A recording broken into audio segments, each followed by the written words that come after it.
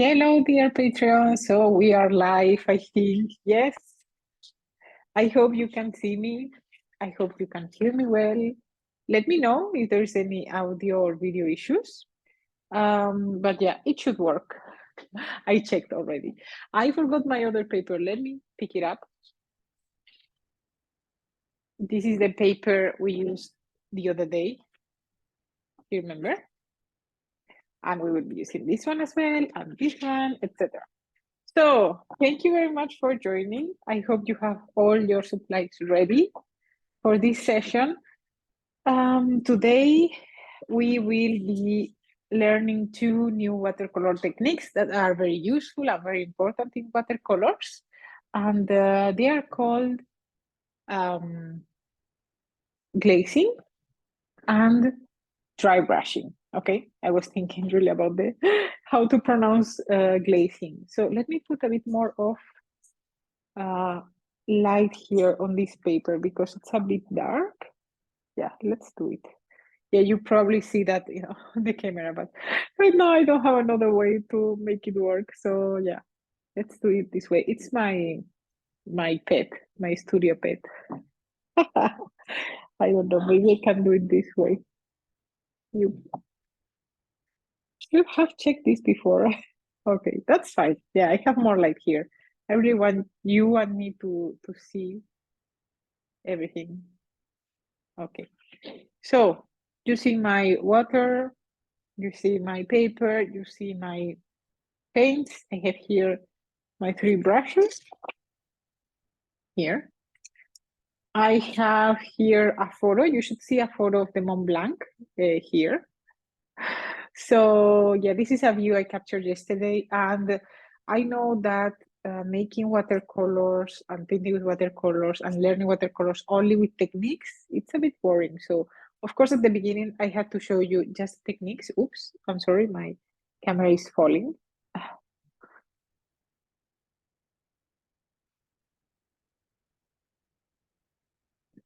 What about that? Okay. So yeah, at the beginning, of course, I need to show you my watercolor techniques and how to practice with them. And that's always a bit theoretical. So that's why we didn't paint a lot of things. We still painted some field and some mountains just to start with it. But today we are able to paint more defined, complex things because you already know the basics. And it will be a great exercise for you to also apply everything you learn. And if you see you have any questions, or yeah, while you are painting, you realize something you didn't realize last time, then we can deep dive into it. So don't hesitate to ask me questions, to write them on the chat, or just unmute yourself and make the question. Okay. Okay, so apart from this, what I'm going to tell you is that first, I will show you the two watercolor techniques that are new and that we will be using here in our painting. And yeah, the first one, which is called glazing, we will paint. I will use the paints that are already on my palette from the other day. Okay, so you can do the same if you are doing this. So for example, I will take this pink we used the other day, and I will make here a rectangle, okay? Or a square, it doesn't matter. I'm painting wet and dry, right? Because I'm picking up wet paint and I'm putting it into dry paper. So there is that. And for the technique, for me to show you the technique, I will need these squares to dry, okay? So we will paint the first squares here. And I wanted to do this with you because if you are doing the same, if you are following me and painting the same things I'm painting, then you will practice as well the techniques we studied last day. So in our first live stream session, the wet on wet, etc. I didn't want to prepare this beforehand, so you could do them with me. this kind of exercise in which you paint squares that touch each other or triangles or any kind of geometric shape are very good for practicing your water control and your watercolor techniques, etc. So I hope you like them, and I hope you explore and try different things, even if they don't look well at the beginning, doesn't matter. Okay, so these two will serve me very well when they dry to explain you the glazing technique, okay?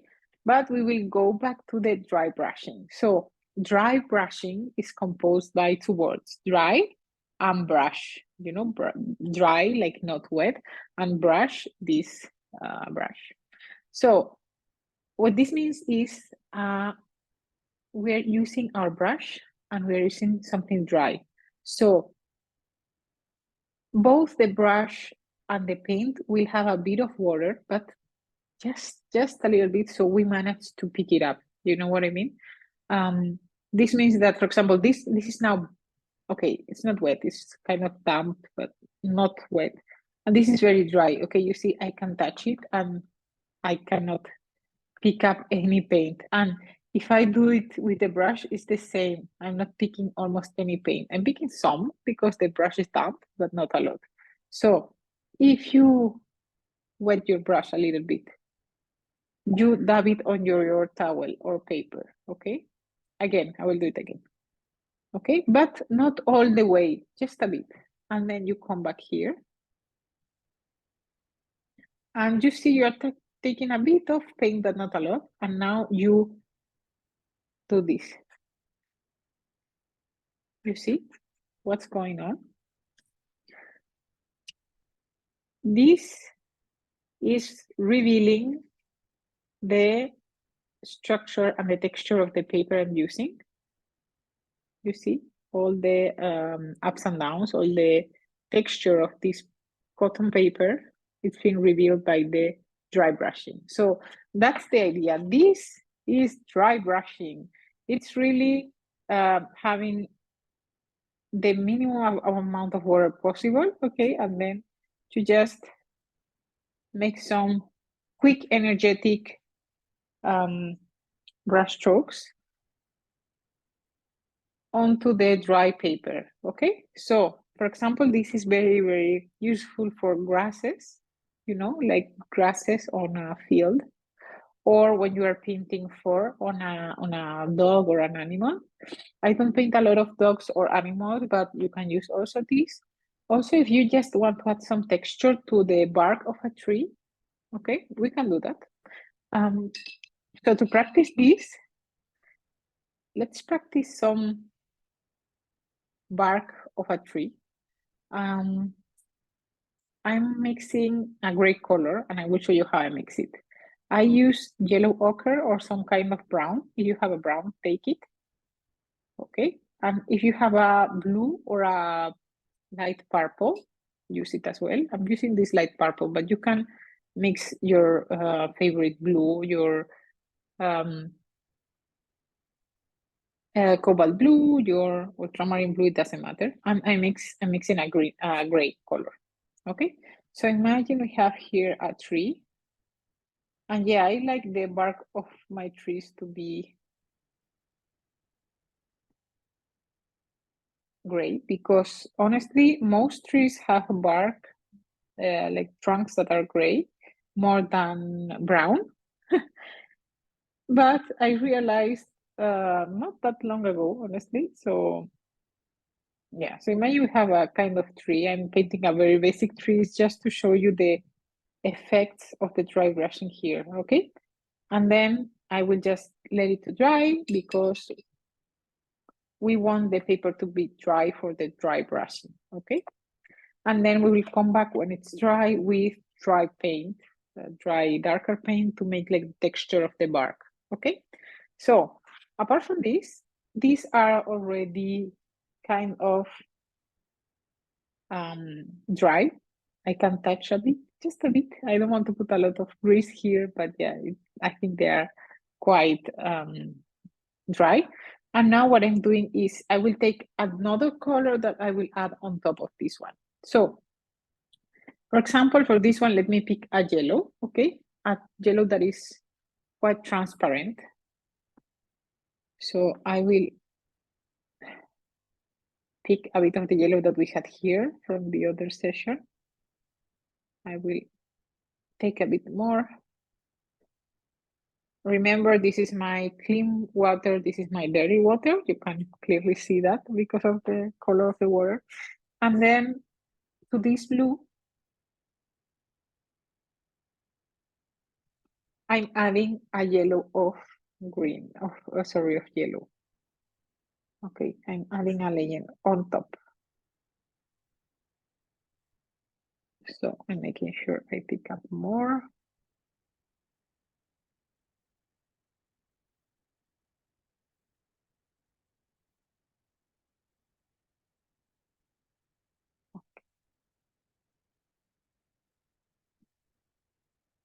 Okay, so I'm cleaning up my brush.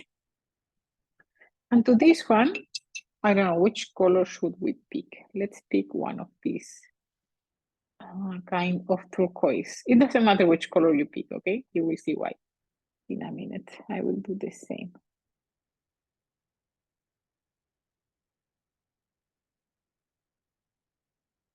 I am putting a layer on top that is not very wet because otherwise I will lift the color that is below. So make sure to not use a lot of water when you put some layers, okay?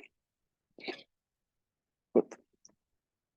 So now if I pick up some paper here and I ask you about which color is this one you see here? Which color is this one that I just made? Which color do you see? I see a green, and you should see a green as well, right? So it's a very light green, like very yellowy green. And then, as you can see, we just put a layer of blue and on top a layer of yellow. So glazing is adding an extra layer of a different color on top of a dried layer of watercolor. And that layer is supposed to change the color of what is below, right? So this is glazing. And the same happens here. If now you saw it's kind of a green and a pink. So what happens if I do this? Which kind of color do you see that? This color is like a kind of gray blue, right? Like blue gray. But you saw we made it by using a layer of green over a layer of pink. So this is different than mixing colors, right? So let's pick up the color I used here, which was ultramarine blue. Okay, let's pick it up. And then let's mix it with the yellow I have here. Okay. If I mix them, yeah, I get also a green. And it's a different green, maybe because I use a bit more of yellow or a bit more of blue. That doesn't matter that much. But these are two different concepts. One is mixing. Maybe this is more accurate and similar to what we find here. So this is glazing, and this is mixing. You know, these are two different things. And in some cases, you will find that glazing is very useful. For example, I painted something before. I can show you quickly.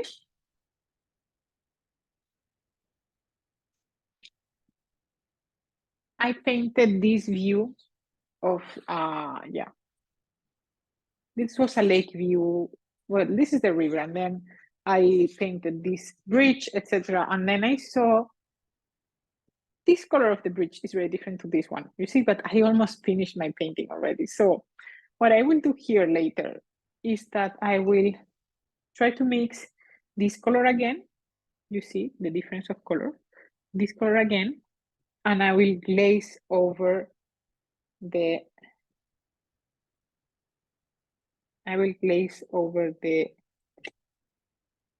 whole bridge, just to make the color a bit more similar than the other part of the bridge, because they don't have any reason for being a different color. It's just that I didn't realize when I was there that this was the case. So I'm glazing. That means I'm trying to make this color similar to this one.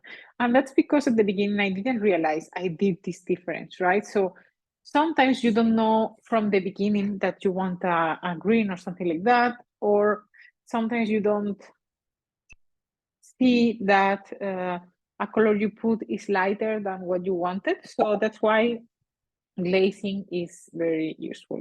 Okay, I will put here. This is called glazing here. Okay. The important point here to use glazing is that you use very transparent layers. Okay, you need to use transparent layers, otherwise it will not show up, will not mix. It will just cover what you had before. So use transparent layers, so layers that don't have a lot of pigment. If you remember, when I say transparent layers, what I mean is that you don't use this consistency of the paint. You use more these two consistencies, not this one. Okay, so our trunk is ready for us.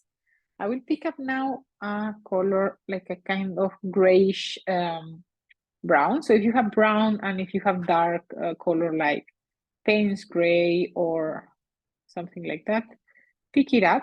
Here you see it's quite wet. I can see it already. So you need to sacrifice your towel and you will leave some watercolor there, but don't worry, that's fine. And then you just brush over the trunk. I also try to move the brush differently, you know, like with quick moves, right?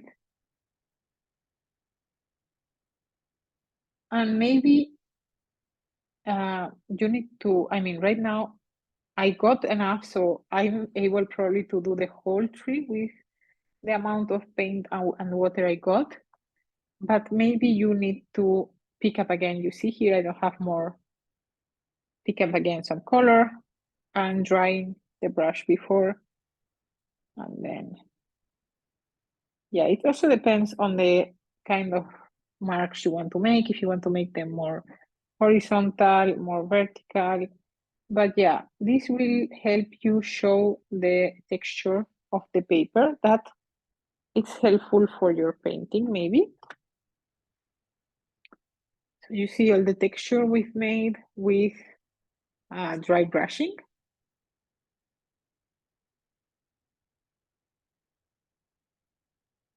Can even pick up a darker color if we want. Okay, maybe that's too dark. Oops, I wanted to use this color. Okay, so I go there. Yeah, this is a bit darker. So again, maybe one darker here on the corners of the tree.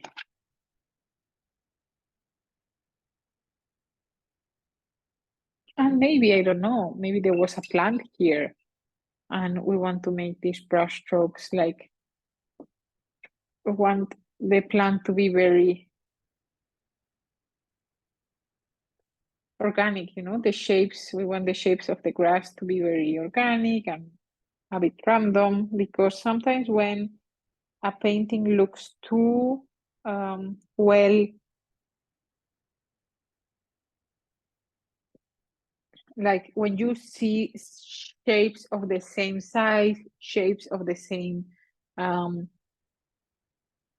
with the same silhouette, for example, it starts to look weird.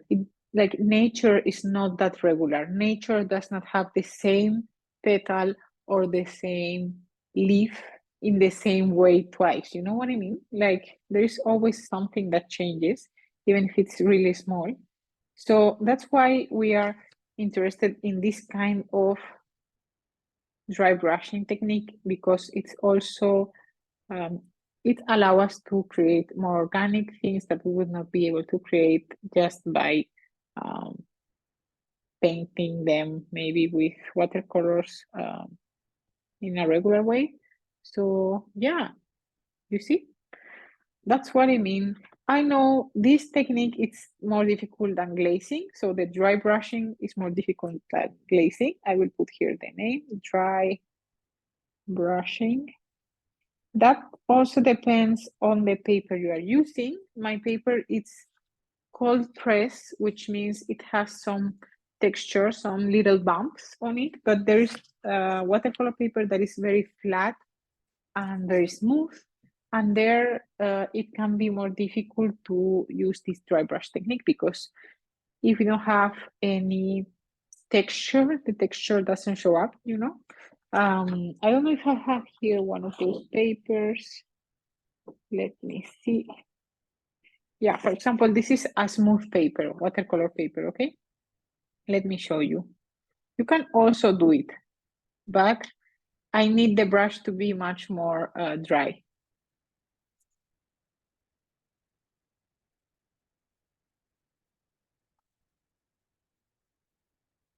So as you can see, I'm doing like some kind of grasses, but yeah, it's taking me more pressure. I mean, I need to make more pressure in order to use the dry brush and make some lines, you see? It was much easier to do in a cold press or texture paper. Okay, once that we have this, that's fine. I hope you practice this. Try with different colors, try with different things you are interested in. Explore, keep exploring. That's one thing I really want to encourage you to do. And now we will go back to our painting. So I want to paint the beautiful Mont Blanc view we have here in the photo. And I will show you how to do it, and I will tell you which technique we are using all the time, so you will not be lost. And if you are lost, please, you can always ask questions and stop me at any time, okay? Just remember the camera is, like, the session is being recorded, so if you don't want to be in the recording, please don't use your camera, but that's fine. I would love to see you, so please do it if you want. So the first thing I'm going to do here, you sometimes probably saw that some artists on Instagram, they use some tape on the corners of their drawings. I don't know if I have painting here with tape. I think I don't. But mainly yeah, I don't have really here any painting that is taped. But that's completely fine because we don't need to do it. It's just I want to show you what it is, so you decide what to do. Just give me one moment. I pick up some more paintings here. Yes, here I have one. I have several of them here. So, for example,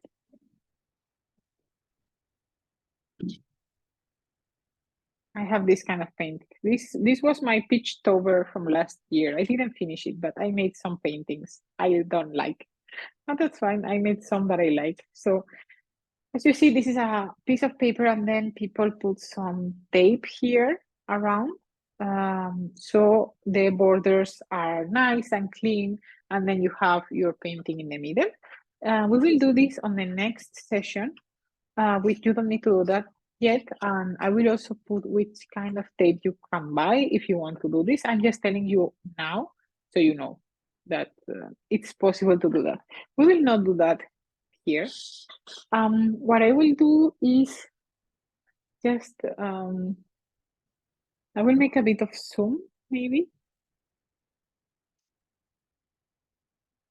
I don't know if it's possible to zoom in, just a little bit.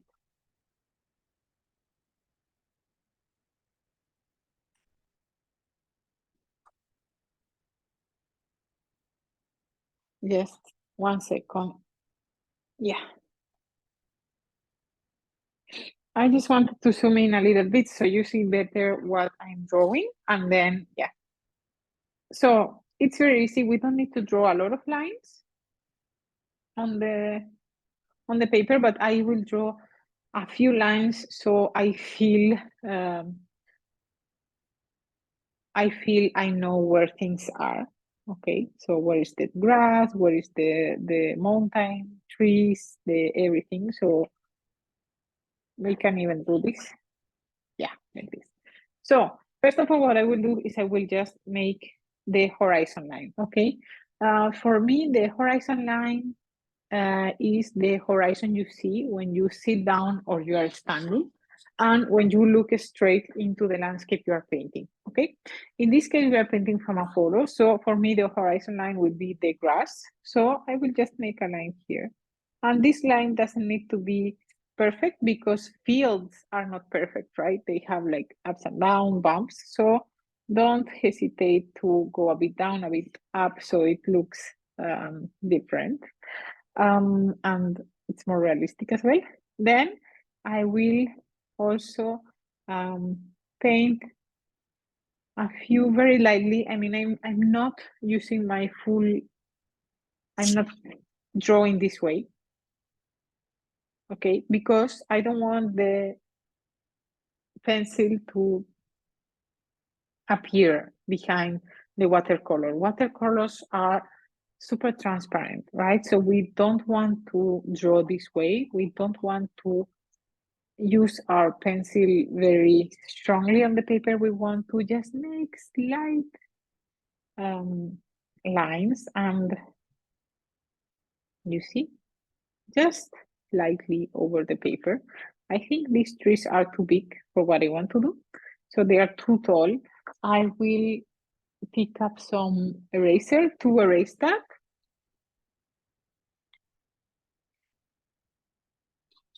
If I find one, because I actually don't know where I put my erasers here. Okay. I should have taken one since the beginning. I mean, if you want to do it here at this level, that's fine. I just want to give more protagonism to the mountain, to the Mont Blanc. So I want to make the trees like smaller. I don't want the trees to be that tall. Okay. The same, this line is not a straight line. It's not really predictable. It's more of a different shapes and different sizes of trees, right? So don't hesitate to make it imperfect, please. Apart from that, we have here like kind of a second layer of mountains. So I'll put it this way, and now it's where the Mont Blanc comes. So I want to first draw the Mont Blanc, and it doesn't matter really if you are too precise with the shape of the mountain or not, because we are doing just an interpretation of the mountain. I'm making it bigger than it looks like in the photo because I want you to see really what I'm painting, but feel free to keep it small as well, okay? I'm doing just everything bigger. It's like if I'm checking a photo, the similar photo I put you, but zoom in, okay? You can decide to do it this way or not, so no worries. I'm doing bigger just so I can explain you a few things and you can see it better on the camera. So I made the Mont Blanc. So I just made sure one of the peaks was taller than the others, and I tried to use the same shape I see for the Mont Blanc, which is thicker, like thicker here. It takes quite some distance, horizontally speaking, and then just a little peak here to go down. Okay, and then here I put the first layer of mountains, a second layer of mountains behind, sorry, and then the trees, and then the field. Okay, so we are ready for our watercolor paints. I'm bringing this back down there. Okay, my water here. I'm not sure if I will move this a bit, this place. Don't worry, I will reassess how you see things. I'm sorry I'm moving this around, but I want you to really see what's going on. This is because I put my, yes, my mobile phone light. Ah, I see what happened. Let's give me one moment. I see what happened. Yes, now it's getting better. Yes, perfect. Okay. So it's because I put this light here that everything is going a bit weird. Okay. Now you see everything again. Cool. I'm making sure my brushes are wet. I'm sorry, but I need just to blow my nose for 1 second because I'm with allergies. So allergies to pollen.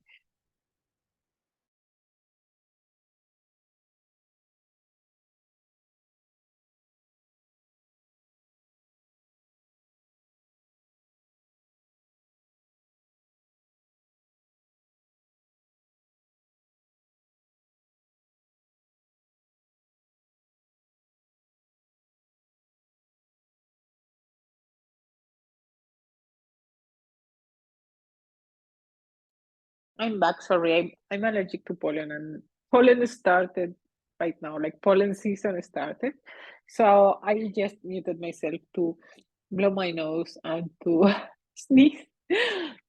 So I hope you don't have allergies.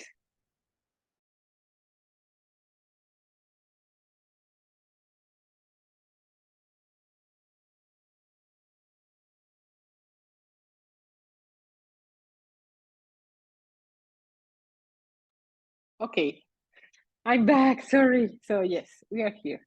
Okay, now we are using the bigger brush you have. Okay, because it depends on the size of your paper always. But if you have a size like mine, more or less, half a big sheet of paper like an A4, so an A5 or so, then use the smaller, the bigger brush. If you have a smaller size, you can use a smaller brush. Always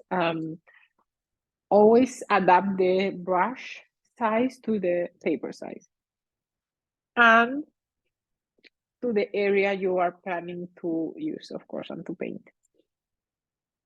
Okay, so because there are some kind of clouds, very like light, small clouds on the sky, I will use the wet on wet technique.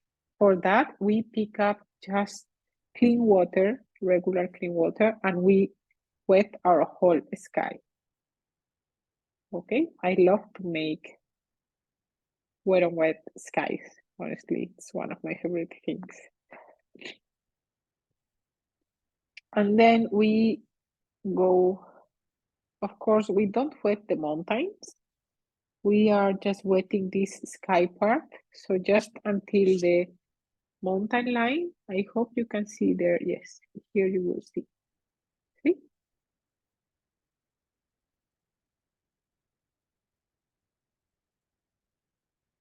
So I'm avoiding the mountain.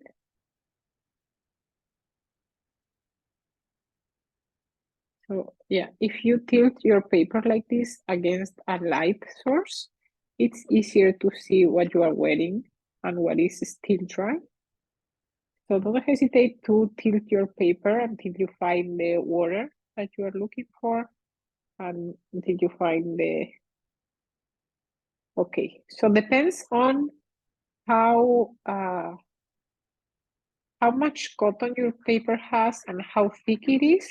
Depending on those two factors, this will be kept wet longer or shorter, okay? So that's also take into account. Now I will take cobalt blue. It doesn't matter, take one of the light blues you have, this one. And I like to mix it a bit with a bit of lilac because I love the combination of both colors for the sky, but feel free to skip it. You just,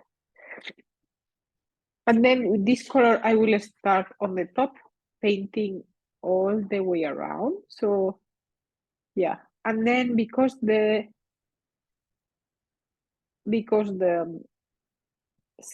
clouds are a bit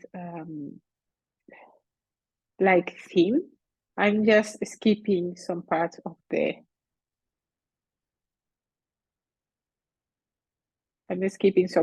paper, and it's giving us that kind of, sorry, again.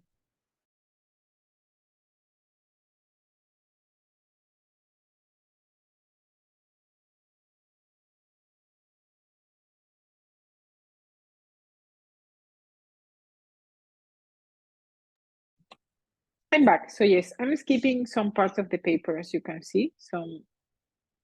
I'm going horizontally.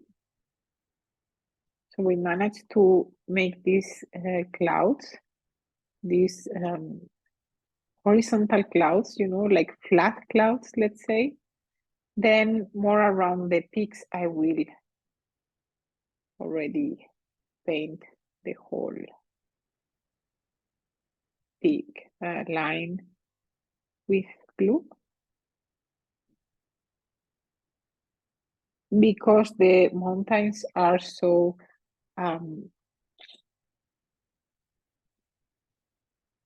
white, because they are covered in snow. Then it will be better. It would be better if we have some contrast between the color of the sky and the mountain, So that's why I'm choosing to paint the blue along the peak mountain, along the ridge of the mountains. Okay, I like this so far. If you don't like it, you can still modify it as long as your paper is wet. So don't hesitate to come over, add more contrast to the clouds.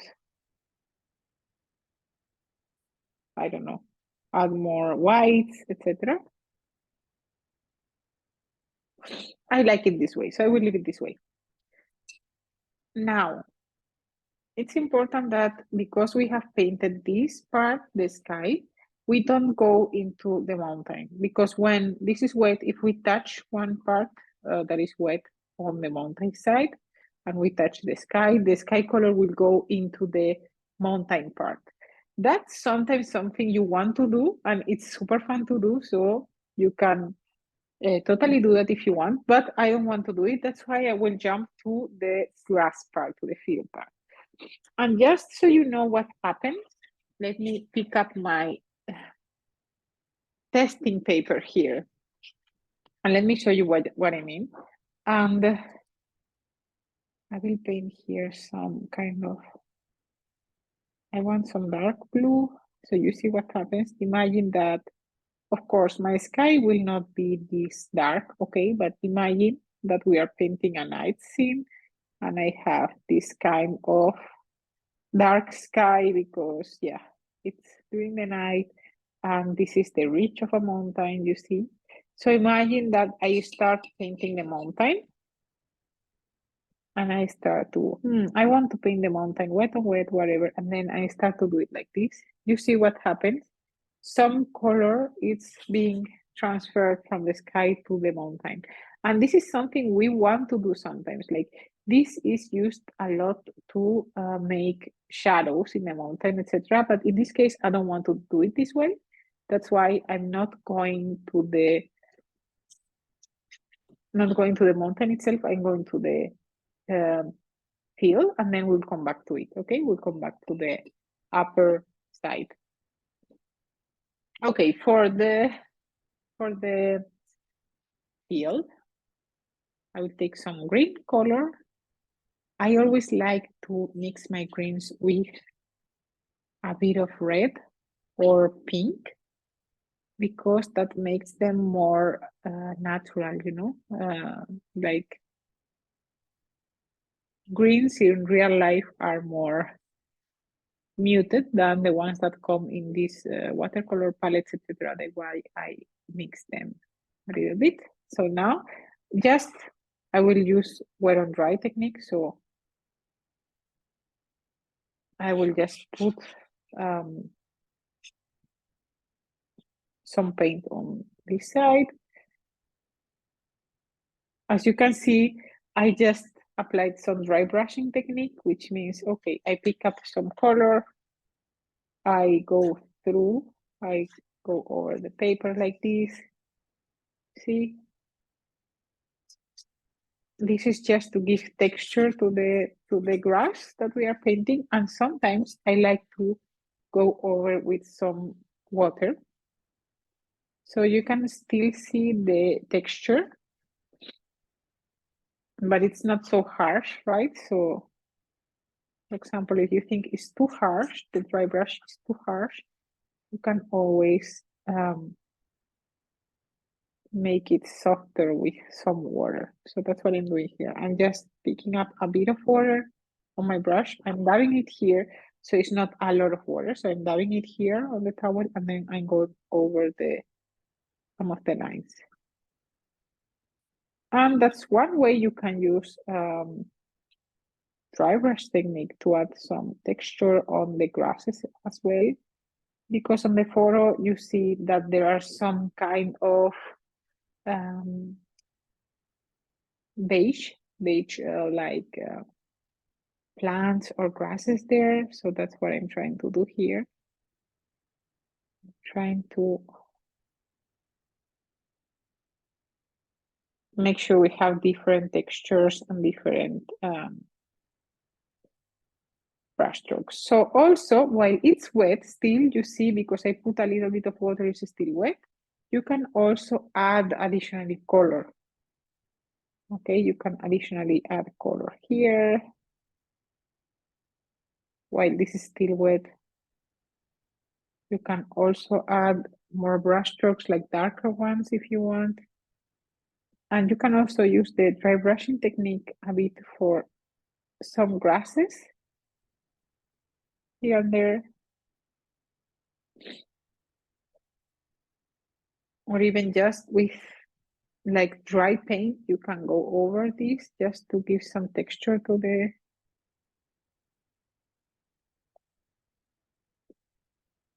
field. So I leave it this way because I really like it like this.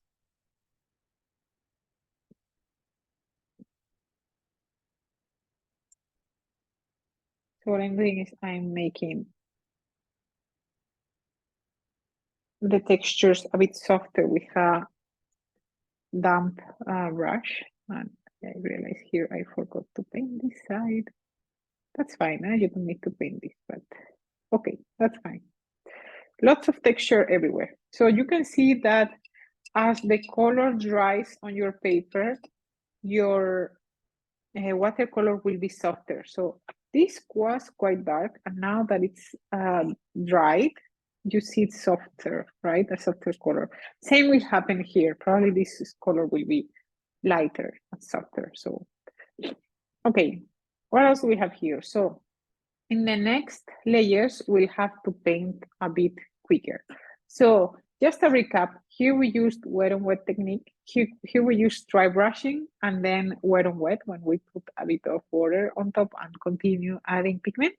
And then here we'll add two things. We'll use wet on dry first for the first layers, and we will keep adding on top different shapes. So that's called layering. When you add a first base layer of watercolor paint, and then you add another layer because you want different shapes, or because you want to have different planes, you know, like background, foreground, or background, middle ground, foreground. So that's how we painted watercolors. We paint in layers. So just give me a second again, so I blow my nose.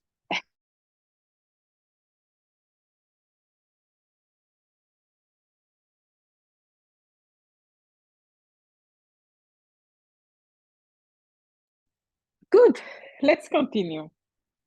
I don't know if my paper is expired, actually. This paper comes from a long time, but that's fine. You know, it's starting to dry and it's lighter, the color is lighter. We can go back either to the mountains here or to the mountains here. I would prefer to go to the mountains here. So as you can see, most of the mountains are white because they have some snow. I will just open the image bigger for me. I can also send it into the chat. I'm so sorry I didn't share with you this photo chat. But yeah, if you are rewatching the like if you're watching the recording, don't worry, I will put it into the post.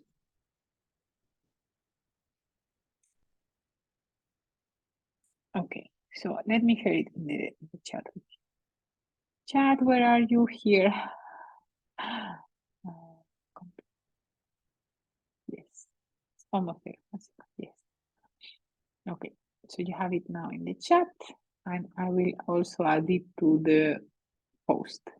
And I'm opening a bit bigger because I need to see where the shadows are on the mountains, okay? On the Mont Blanc mountain. So even if you see white everywhere, you agree with me that it's not white really. It's like a kind of bluish color. So it's a bit darker than white in some places.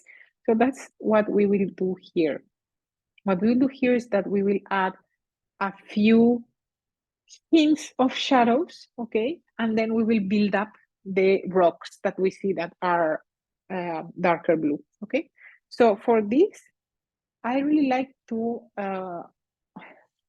wet my paper and wet the mountains, or you can also go, instead of wet on wet, we can use wet on dry and then add more water on top to soften the borders, which is what we did here. But yes, let's go just wet and dry. So again, I'm adding water to the whole mountain range. If you see your sky is still too wet,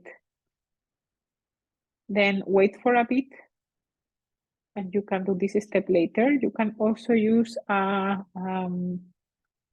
dryer, a blow dryer like this one to dry your watercolors, but please don't use very, very hot air because it can damage your paper, it can damage your colors, etc. So use it with either cooler, cold air, or not too hot, like I don't have a cold air setting on this one, so I need to use the colder option, which is still hot, but yeah, it's good.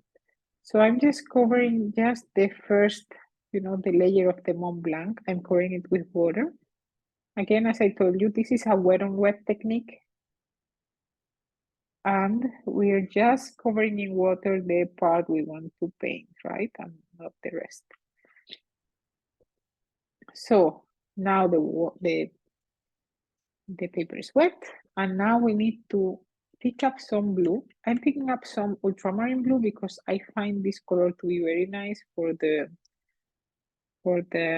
shadows.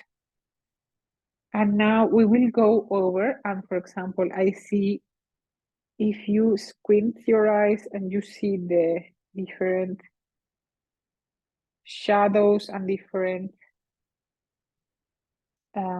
rocks that you need to make, and the parts that are slightly darker. So that's what you need to do here. I will need some concentration for this. So if I don't speak, I'm sorry, but I need to be focused on this part.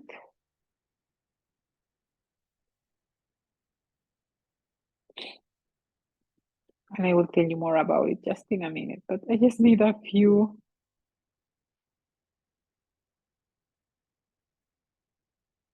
Even if you see the color you are using is too dark, you can add more water to the color so it gets lighter. It's important. I will explain you something right after I finish this section of the painting, sorry. But it's also important to leave some white space. Don't forget to leave some white space because at the end, snow is the predominant here. So snow is black, is white, and then we need to have quite some white. quite some white space.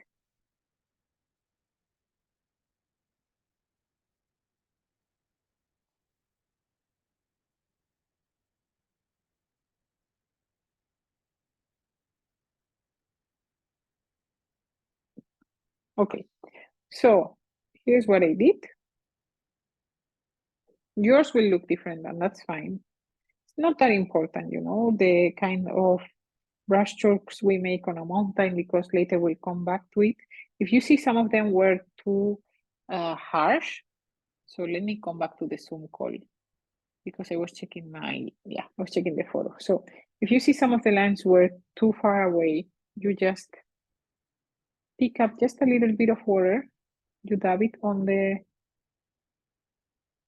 towel, like you pick up some water, you remove some excess water, and then you go over those lines that are too harsh. And yeah, that's good. So what I wanted to tell you is that I will draw a mountain. I know this goes, this is not part of the dry brushing and the watercolor techniques, but if you like mountains and landscapes, I think this can be useful. So if you want to paint some mountains, imagine we have here this mountain ridge, then it's important to notice in the mountain you have in front of you, where are the planes? What does it mean? So maybe this mountain comes here to a different ridge and then does like this, okay? So I will make it closer to the camera. Okay, then this means these mountains, this side of the mountain is facing that way, right? It's facing that way. So imagine we have a mountain. So there's one side that is facing this way and one side that is facing this way. That means that here, all the lines we'll make in this side of the mountain will go through there, will go down there. I mean, you need to follow up the lines of the plane you are in. So mountains are 3D, right? And how do we paint a 3D object into a 2D object? So we follow the lines where the plane is supposed to be. For example, if this is the ridge that goes there, and then this side we said it's all like this, so the lines go all this way or this way, you know, then here, because it needs to come to this side of the mountain, imagine here this is this way and maybe this way, then it's clear that here the lines will go this way, right? They will make something like this. So all the shadows, the rocks, and everything, they need to kind of mock those lines, and they need to mock where they are really in the 3D plane, okay? So for here, this would be something like this, right? And then for here, we see something like this, if we don't put any more ridges or anything, right? So you see what I mean? We need to make them 3-dimensional, and to do that, we need to place our shadow lines really the way we want them to go. For example, here I made this, here I made like a kind of ridge, and then I said, okay, this one go this way, this one go this way, you know? So that's a kind of clever way of placing your shadow lines. Okay, so now let's go to the rest of the painting. We have two things here. We have two more background mountains, let's say, that they have lots of details, and then we have here our trees. So what I will do is I will paint wet and dry first a layer here of the background mountain, but only one layer. It will be not that dark, will be a lighter layer. And then I will quickly go over the line of the trees. Okay, I will show you. Don't do this yet. Watch me first and I will explain you why. So for this layer of trees, of mountains, I don't care. They don't have much detail for me. I only see some colors that are lighter than others, a bit of maybe gray or like brown there, but you don't see that much detail because they are background mountains and they are kind of blue, as you can see in the photo. So we don't want to attract the attention here because really where the attention is, it's on the mountains or on the trees. So I will show you what I do. By the way, my layer here is kind of dry. It's not completely dry, but it's kind of dry. I don't mind that it's not dry 100% in this case because I know it will not go up, and if it transfers, that's fine. So just make sure when you paint big pieces of big sections of your painting, make sure you mix enough paint. I often find myself not mixing enough paint. So yeah. So I'm doing this, and as you can see, I'm going a bit over the tree lines here, like it was here and then here. But this part I need to do it very, very fast. So please do it fast. And I will explain you everything why right now, later. So I imagine the three tops would be more or less like this. And now I'm going to go with my clean brush. Not a lot of water. I mean, whenever I say you wet brush, it doesn't mean wet like this, that we can see drops, not. It's wet, but not that wet. And we need to go over the line here, over the line we made for the treetops. And I will tell you why in a minute. We need to soften the edges. We need to soften the edges because we don't know really, like trees, the top of the tree, they don't follow a perfect line like we did here. They don't follow this perfect smooth line, right? So we are really soften the line. And as you can see, this is a watercolor effect from a lot of people hate, and it's considered to be not purist, you know. This is like a cauliflower or blooming effect, okay? This happens when I put a lot of water on a part where there was pigment before. And this happens because the water that I'm putting down here is pushing the pigment to go up. Okay, because I'm putting a lot of water here, it's pushing the pigment to go up. But for me, honestly, this is great. I'm adding water to the whole section, by the way. This is great because for me, the treetop line will be this irregular and not that regular line we draw at the beginning. So for me, this is completely fine. I really like it.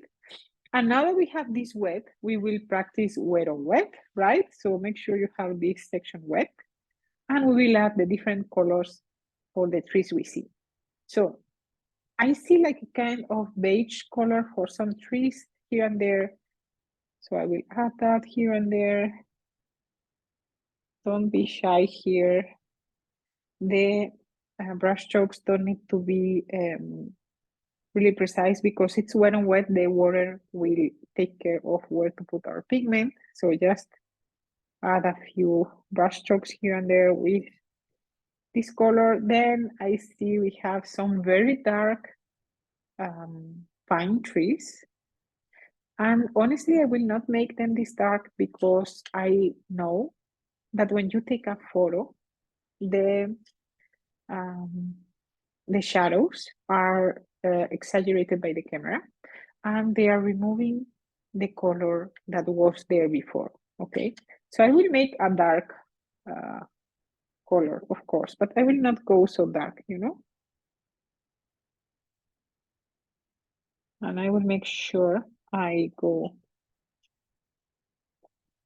making these tree tops, sorry, this way. Like you see, I'm placing my brush in this direction because I want the point of the brush to do this and to show, because these are supposed to be tree tops, and the tree tops I see are more or less pointy. So that's why I'm doing that.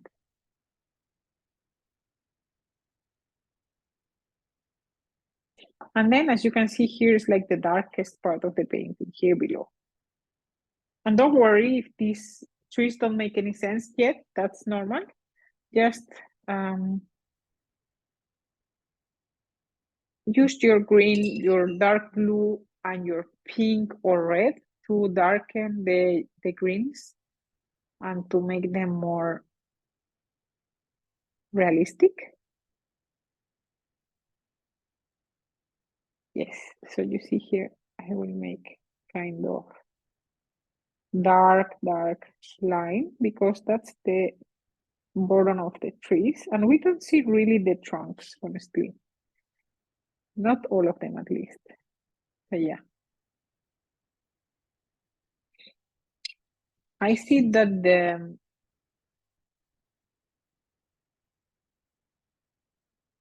this color, the color of the beige trees, is getting a bit pushed too far by the color of the green trees. So I'm mixing more of this. I mixed it with a little bit of lilac just to make it more gray, and I'm adding a bit more of this mix here to the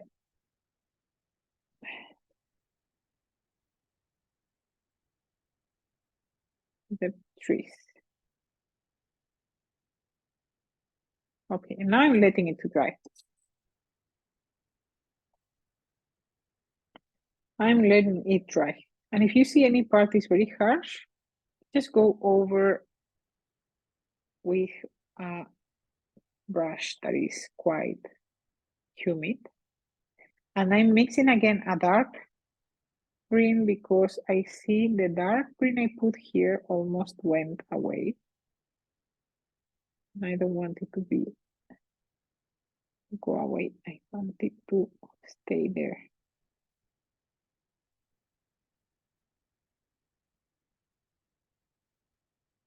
You can also start to make these trees like the pine trees shape and things like this. These are like the background trees. That's why we are painting them wet on wet. They are like in the background, and then when they are dry, we will paint them. Okay, so if you remember here, we have two sets of mountains on the background. Okay, you should be able to see here a line, a pencil line still that separated both. Okay, so what I'm doing now is I'm painting the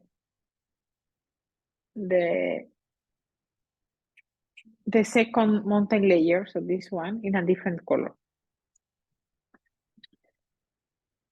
So we differentiate between those two. So mainly if you see what I'm doing here is I'm glazing the same color I had before with a darker layer of this color. So I'm glazing right now because even if I'm using the same color, I'm adding another layer of the same color so it gets darker. And I will leave it this way. And now I'm waiting for it to dry. And while you wait for it to dry, you can also come back to the mountain to add a few steps, a few touches more. And we're about to finish, don't worry. It's been 1 hour already. So you can take again some ultramarine blue, the one color you took for the mountain shadows, and you can add a bit more of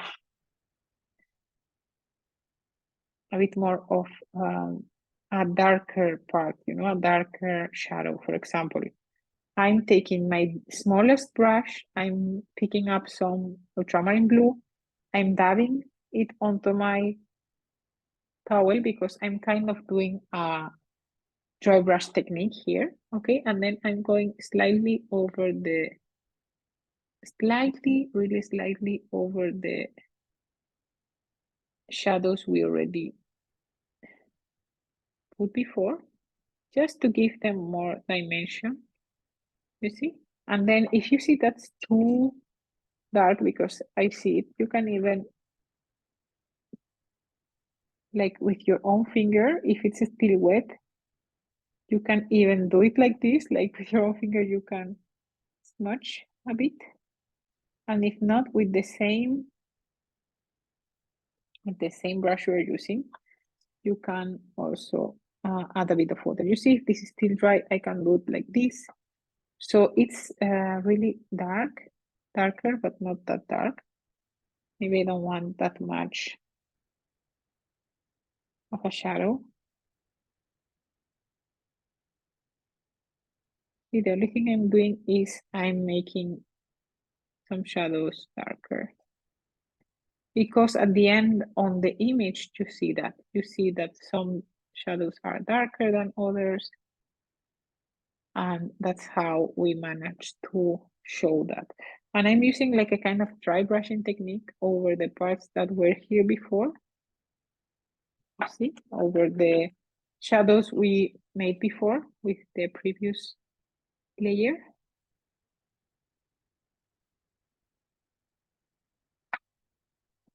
And even adding more if you want. You can add more if you feel comfortable. So just go wherever you want. If you like the way it looks like right now, don't touch it. It's just, you are the master, you are the artist. You decide when to stop. You decide if you like it or not. And you are the most important person that should like it. So if you don't want to do that because you don't like the result, don't do it. But I think it's good to try things and to experiment and to do things that you don't like, because you will find out which things you don't like. And you will know next time, okay, I will not do that thing because I didn't like it, but I really like to do this. Here I see I didn't put a lot of like rocks and things like that, so I'm adding them now. You see here, so what do you think? That's coming closer to us because it has more detail. Okay, is this dry? No, this is very wet, very, very wet. So yes, I think we will need for it to dry a little bit more. Just so the live session is not too long, let me use this just for 1 minute or 30 seconds just to continue to show you what's the next step. So I will mute myself for just 1 moment.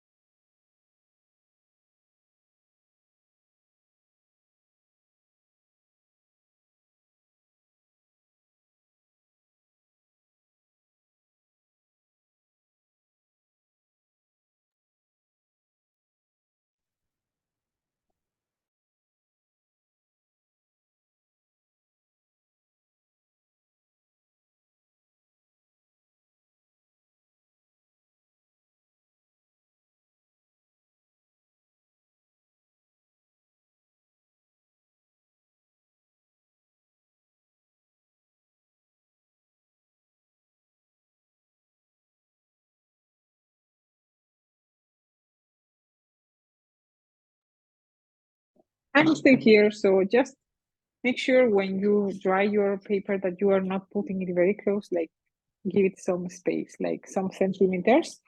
And it's almost dry. You can see also that my paper is buckling a bit.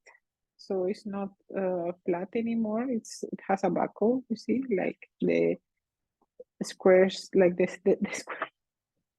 The corners are coming up, but that's normal. It's completely fine. I will show you a trick at the end to know what to do in this case. And now what I'm doing here is I will first show you here. So in our test paper, let's say, and I will take my smaller brush, or if you want your bigger brush, it depends on what you want to do. Even we can take the big just for you to see better what I'm doing, and take quite some paint, but I want this paint to be quite thick. So it's not this consistency anymore. We want this or this consistency. Okay, we want quite thick paint. So, okay, we have quite thick. And now we are going to paint the silhouettes of these alpine trees, right? So these pine trees. So what I used to do is I used to do this kind of shape. So it looks like a pine tree. You can also decide to do it in a different way, to first make the trunk and then do it like this. I mean, there are different pine trees, right? And making thicker as you go down, something like that. You can also make them like this. You have many ways of making pine trees. The only kind of rule there is that the top is smaller than the bottom, of course, like here and here. So this would need maybe smaller more brush strokes here, you see? So it depends on how you want to manage them. That's more up to you and your style. So just experiment and see.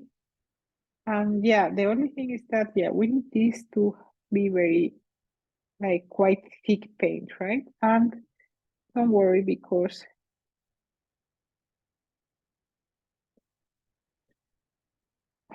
it will look weird at the beginning. That's completely normal. Make sure to make different sizes of trees, like this one is bigger, this one is smaller, etc. So make sure to make them different, okay? I'm also having more trouble because I'm using my bigger brush, but I think I will switch to my smaller one. Yeah, this one. I will also switch up the color, add more red, or more dark, more different green, for example. Yeah, like switch up the colors. Don't cover everything. That's important. Don't cover everything, because we need to also take into account the other kinds of trees that we find on the photo. And some of them you don't even need to make them completely right. You just need to make like a, second layer of tree or something like that, like in the background with less thick paint.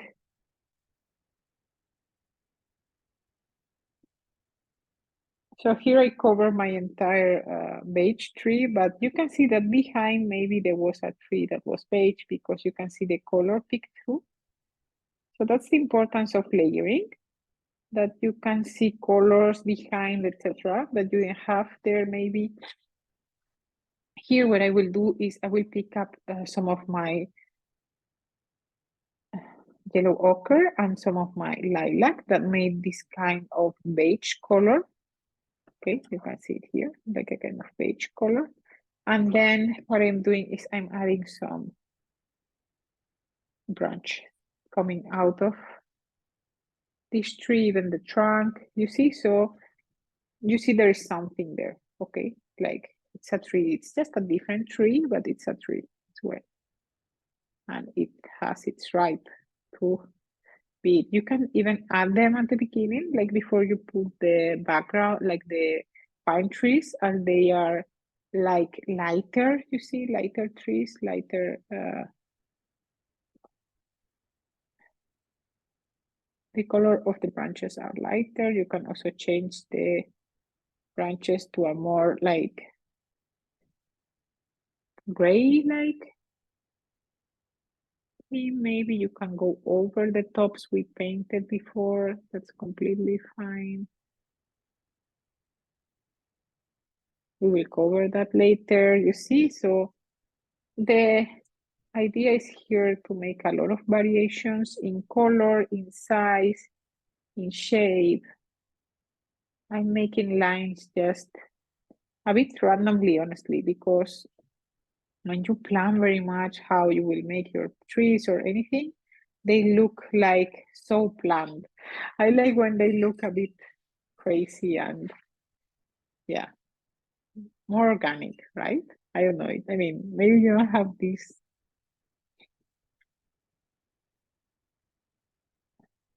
style, but that's fine. And then just keep adding like pine trees, keep modifying the colors. So they are more blue here. They are less blue. They are darker. They are lighter.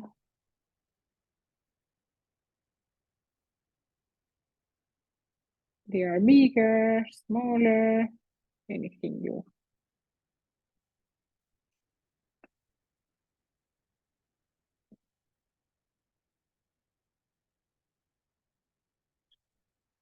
And you can make it like more background tree or something like that with less thick paint, you see, with a consistency that is lighter, you can automatically make it like the trees like on the background, you see, and we don't have so many details here up there, so you can also play with that.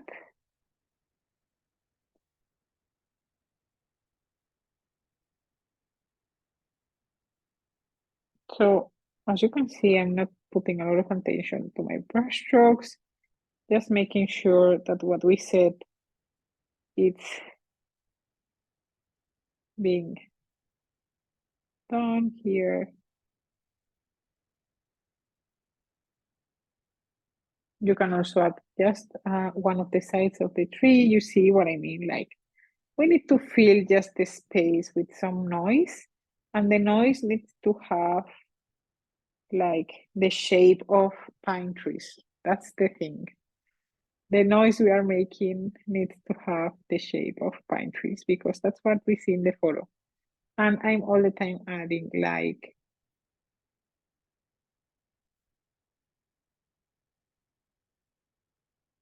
darker trees on top maybe and leaving the lighter trees at the background. You see, for example, here I added before a tree there and I'm adding another tree in front. Like when it starts to dry, you can see better the different layers and you can see which tree is more on the background, which tree is more on the foreground, etc. Right? So that's what I'm doing. That's what I'm playing with. Like the forest doesn't know about regular shapes. The forest doesn't know about math. Well, it knows a bit about math, but we will discuss that another day, not today.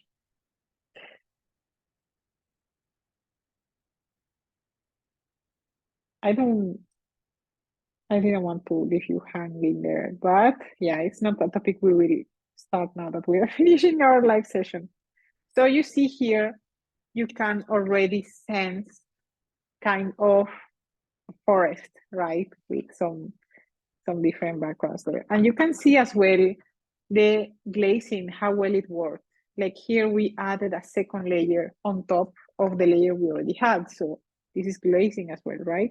It's not glazing where you mix color, but it's adding a different layer to make it darker. So it's a kind of glazing layering. So also what I see here that this is missing maybe, just maybe. If you don't want it, don't add it, but just a little bit of more blue shadows here, like very, very light. This is almost like tea consistency, you see? Tea consistency was this one. So maybe it's missing some of these shadows here, some shadows, more shadows, you know, like I see these too white so places. So I don't like it to be too white because I learned not that realistic. So I'm adding even more shadows somewhere. That's fine for me. Then next step I will do is I will add here just a little bit with dry brushing, a little bit of the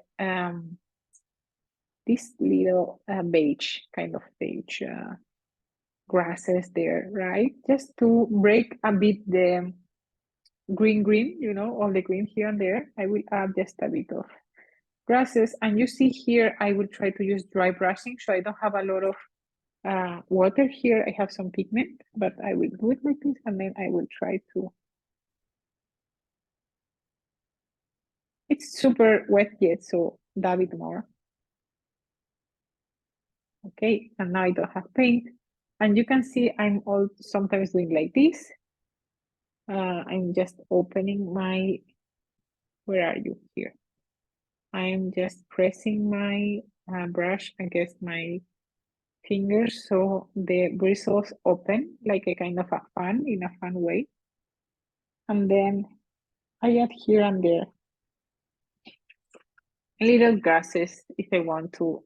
It's not that noticeable, you know, it's not that, but yeah, I see some of them are there.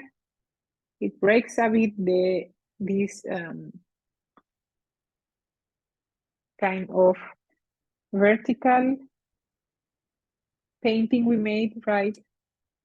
So I see, if I see one of them I don't like it, I just add water and it will disappear automatically. I think that was too much here, that's good. I can also pick up some green and also help with the grasses here and there. I mean, I don't want to make a lot of grasses. I just want to make some so we can understand, this is what is going on. Okay, there are some grasses here and there. And some of them have a different color, right? So if you see, you put too much grasses, too many bushes, let's say, you can go over them with a bit of water.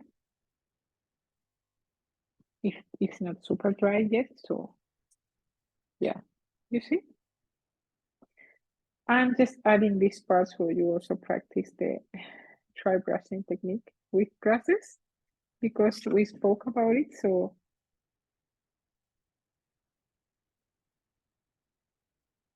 the farther away, the smaller the grass is. So make sure to take that into account.